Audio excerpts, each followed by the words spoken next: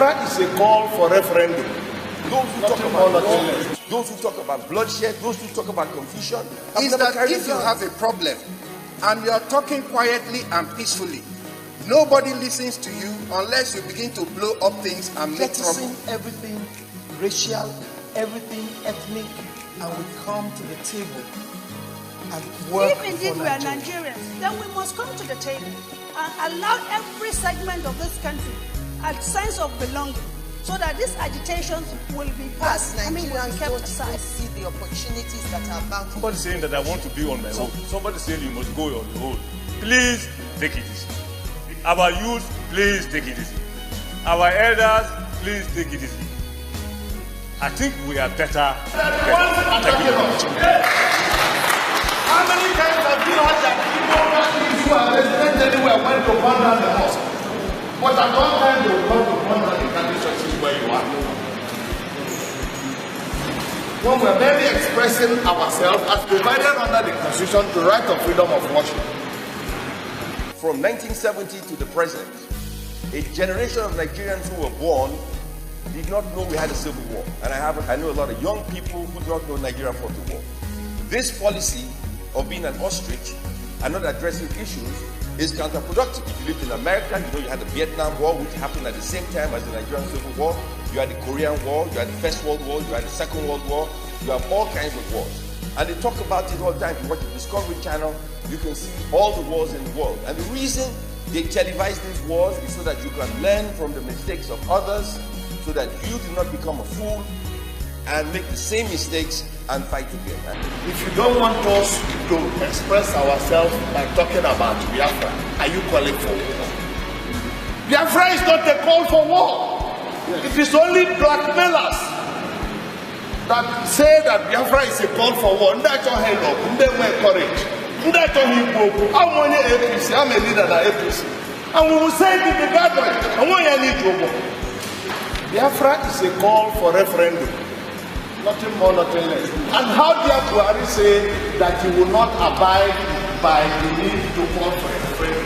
This is call for a referendum today, and those who are in support of Biafra do not win by at least 90%. Our commission. So here we are 50 years later, talking about something that could have been avoided if the federal government at the time understood the value of history. So one, we erased the Civil War from our consciousness. So a generation of people do not know we fought the war or why we fought the war. They say the Igbos were marginalized, right? They fought the war, they lost. Today, they are the most industrious people in the country today. They are the richest Nigerians in the country today. One of the most educated people in Nigeria today. Yet they feel marginalized. If you compare the Igbo man to the other sectors of the society, you would say the Igbos are very privileged because of what they have. Yet, a generation of Igbos say they are marginalized and they want to secede and they want a nation. Well, yes, a young generation of people who have never seen bloodshed, war, destruction, people being killed, amputated, families being divided, sure they can think like that. But what have we done as a nation to educate them about the destruction of war? Absolutely nothing. We do not teach this in our history books. We do not tell our children what war is all about. It's easy to talk about war. How many people have carried a gun, an AK-47, a machine gun, a machete? How many people have carried a gun? How many people have used a gun? How many people have fired a shot? How many people? Those who talk about war, those who talk about bloodshed, those who talk about confusion, have never carried a gun. So how do they know how people die? Referendum is simply to put a box through. Those in support, yes. Those who are against, no. Put the two boxes. Buhari Sayegbe.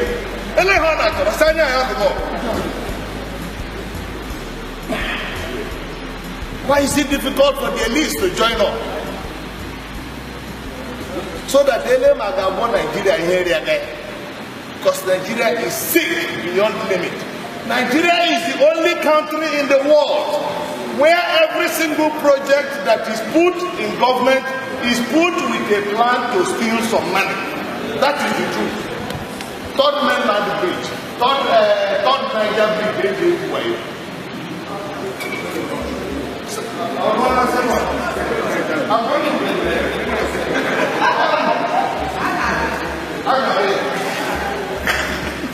Every year they do second Niger bridge, Obasanjo second Niger bridge, Yar'Adua second Niger bridge, Jonathan second Niger bridge, Buhari second Niger bridge. Second Niger bridge is Releasing blood, and yet here we are debating a subject that we as a nation should understand. The educational system does not teach it, and our people do not understand it, and the federal government of Nigeria do not recognize it. And so my position is different. If the federal government do not recognize a fundamental problem in our educational system, a fundamental problem on how television is viewed across the country, then we have a fundamental problem. So what we are saying in summary is that it is not true that the laws of Nigeria do not give us space to agitate for our rights as a people. Go and see every section of the Constitution that provides for our fundamental human rights. We have never exhausted any of it. But the truth of the Nigeria is that it is the individuals who are running the Nigerian state, who are angry, who don't like Igbo people to develop, that are suppressing it. Today they are saying that the trailers in Apapa are making life difficult in Apapa, correct? How did that come about? When Obasanjo stopped the importation of textiles from Port Harcourt Wharf, everybody is now forced to go to Lagos. Port Harcourt Wharf is empty. If you allow those people who are importing through Lagos to all pass through Port Harcourt and the Calabar and the Warri, you wouldn't have that congestion in Lagos. They're making it seem as if solving the gridlock in Lagos requires rocket science. It's not. There is suppression of business interests aimed at suffocating the Igbo. And we must be bold to address it. Because unless we do so, we do not know. And we must address the problem at the source. What is the problem? We are the problem. It could be Biafra today, it could be South-South tomorrow, it could be North-East the other day. It doesn't matter. The problem is we are not addressing the problem that unites or divides us. And this must be addressed. Our educational system is one of the worst I've ever seen in anywhere in the world. It is terrible. Our policy on information makes no sense whatsoever. And here we are talking about an impending crisis. Today, a lot of people are happy celebrating that Dangote is the richest man in the world. He's not richest in nothing.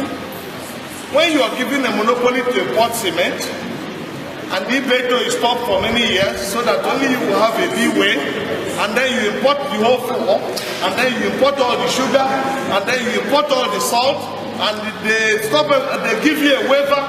Even if it's a moron, you will be the richest man in Africa. So all the monopoly legislation that is in Nigeria, we must fight against it in the spirit of Biafra. And we must work to take advantage of it.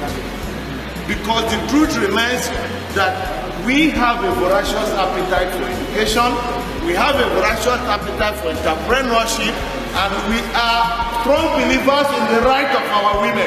Anytime there is a suppression in the right of women, Igbo are the worst victims, because we have the largest army of educated women across this country. We must be in the forefront of every agitation to fight against to suppress women's rights. Our women should not be like Buhari's wife. Their position is not in the kitchen.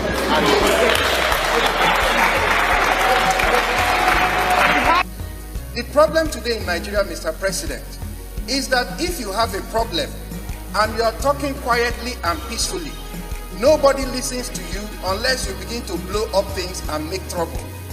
That is why you see every section of this country, people are trying to show their capacity to self-destruct, as if that in any way helps in improving their lot. We must, as a country, begin to listen to people when they are not creating problems. That is part of what we are not doing. I am from Rivers State, I'm from Ogoni. My own people, we have been agitating for years, but our agitation has always been peaceful.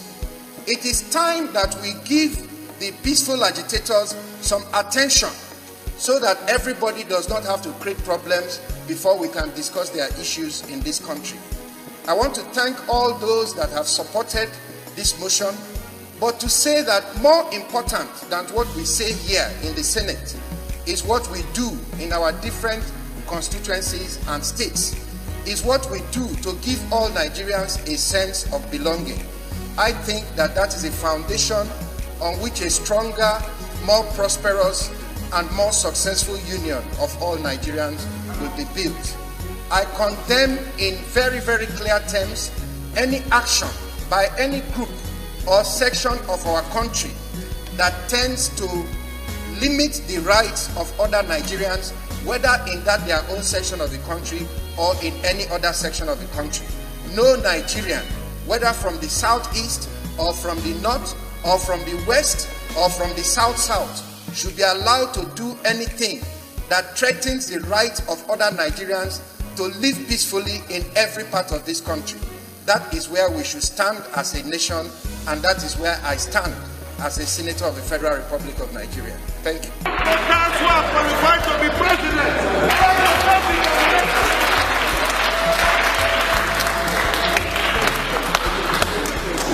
And in case you forget, because I will close. One commits an offense if there is a law written down clearly published. Show me any law that says you cannot hang a Biafran flag in Nigeria and that will be guilty.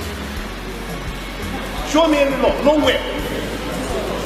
So they have the right.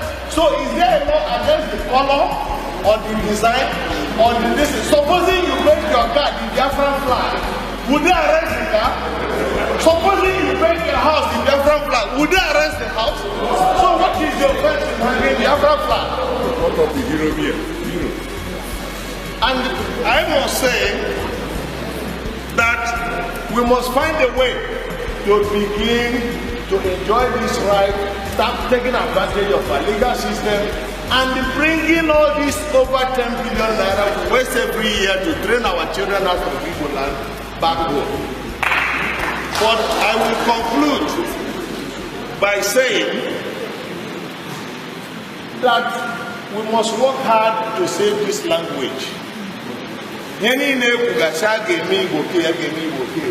the language continues to die at the rate it's going, and you know now, let's go. I said it. Oh, no, you will be making better only. Making better only. When you are better than you, and there will surely goodness and mercy shall follow me. How can you pray in Igbo and then we surely goodness and mercy shall follow me? I have asked them in different Pentecostal churches. Surely I will pray. That is the last verse of our woman which we all learned in the primary school.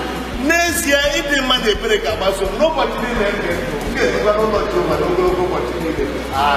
Why do you say it in English after praying in Igbo? It is very, very crucial for us as Nigerians to live in peace and harmony. And I believe that our fathers and the patriarchs and matriarchs of our great nation has really looked into that before they came up with our motto for our coat of arms. But I will add only a personal experience that I had just only recently. I was traveling from a flight from London to Lagos, and I looked around in the cabin. I saw a lot of foreigners around me, and that tells me that something is happening in Nigeria, but only Nigerians cannot see it. And we discovered that even in the years past, when we were taken away on slavery, this is how foreigners came in form of missionaries. We benefited a lot, that's not the issue.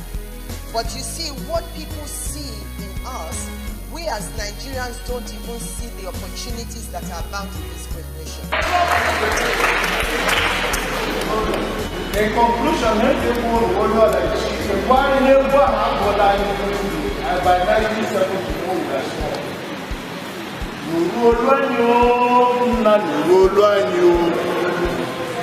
Nuru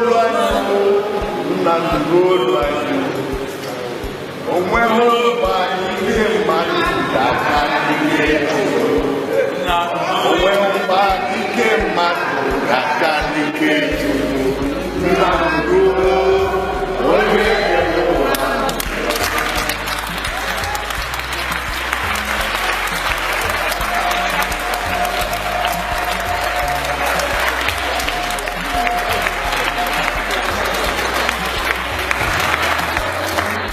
stanza of our former national anthem.